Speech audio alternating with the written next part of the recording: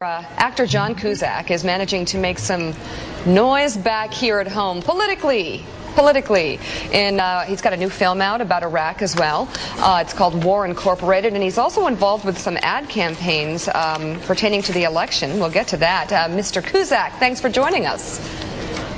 Hi, how you doing? I'm good. I was just checking out the delay there. That's what I always do with these long rants. First of all, give me a sense of what folks over there are thinking about the election and the ad campaign that you've gotten yourself involved with, which I think is something like "Bet You Can't Tell Them Apart," something about Bush and McCain.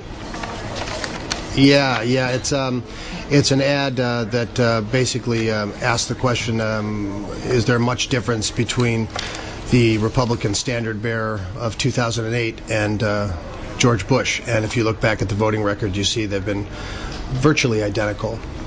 John, it's Willie Geist. I want to ask you, you're over there in England right now. We're seeing so much since Barack Obama clinched this nomination of enthusiasm, at least if you look at the front page of newspapers, for what's happening here in America. What are you seeing as you travel abroad?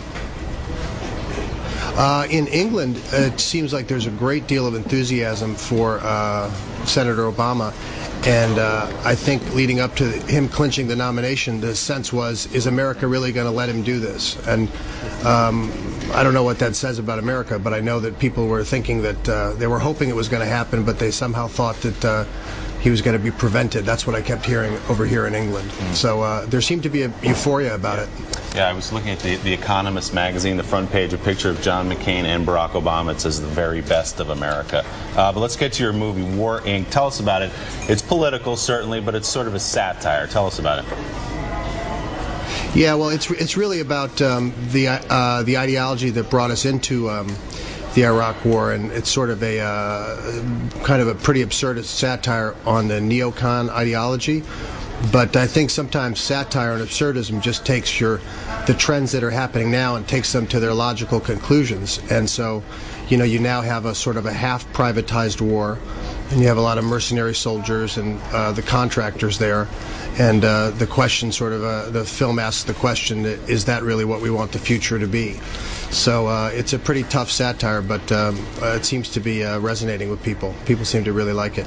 Mike Barnacle. Hey, John, this is Mike Barnacle, and first of all, Hi, nice to meet you. I'm outraged that in the they list all your credits and they don't put 8 Men Out or Stand By Me in the credits. There you go. And John, well, Stand By Me, I was in for like one scene. Yeah, but it was a great scene, and they don't list the fact that you show up almost everywhere wearing a Chicago Cubs cap, but we'll let that slide.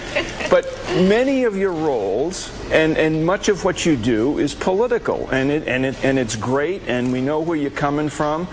But when you look at a role, when you look at a screenplay, when you look at the stuff on the page, does it factor in to your judgment that you might take some heat for doing this, for doing whatever you want to do? And as a matter of fact, before you answer, you drew the ire, the wrath of Bill O'Reilly here, I think last evening. If you great. Yeah, if you can listen to this clip and then respond to that. We're going to put it up right now.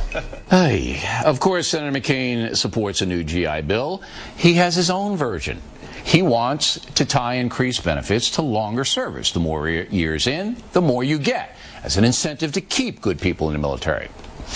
Now, you can decide if that's fair, and there's no question Mr. Cusack is peddling propaganda. That is not good, John. Not good. Oh, wow. Your response, John Cusack. Mr. Cusack. Oh, let's see. Where would one begin? I guess I'll just say that if the New York Times op-ed piece is running in their lead editorial that outsourcing interrogation should be banned, and they're coming after the private mercenaries, I don't think we should get any ethics lessons from Mr. O'Reilly. We have made torture a cottage industry, and that's un-American, and the privatization of the core functions of state I think is criminal, what's been going on in the Bush administration. And to everything I can see, McCain is just as equally a part of that Republican problem, and as are the Democrats who have enabled it. So that's my opinion. And, I don't really need to respond to Mr. O'Reilly because Oberman beats his head in every day. Okay. Really? John, there does seem to be some Iraq fatigue, unfortunately, in this country. You see it at the box office, too. War movies don't tend to do well. Do you think about that at all when you're making films? I mean, at this point in your career, you don't really have to. But what do you make of that sort of the response these films tend to get these days?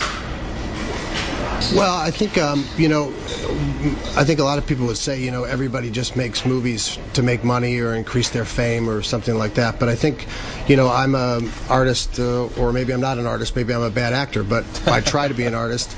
And and so you try to tell stories that you're sort of compelled to tell and that have ideas and themes that you believe in. And so I thought, War Inc. has an activist element to it, and it's very strong. But sometimes I think, your conscience tells you better speak out about certain things. So I think a lot of filmmakers feel that this is a story that they want to tell, they're compelled to tell, it's in and of their times. And I don't think they really think about, well, is it going to be successful from a commercial standpoint? I just think they think about, can I try to, in all humility, scratch at the truth here? And I really do believe that's what a lot of filmmakers think. All right, John Cusack. The box office is... The box office is? You left me hanging. What was that? The box office is sort of is a little bit irrelevant. That's the thing that happens later. Got it. It's irrelevant. You never know what's going to happen with exactly. We got it. John Cusack, thank you so much. The movie is called War Inc. And the great John Cusack. The great John Cusack. And speaking of Keith thank you. Olbermann, I enjoyed the show. I'm sorry.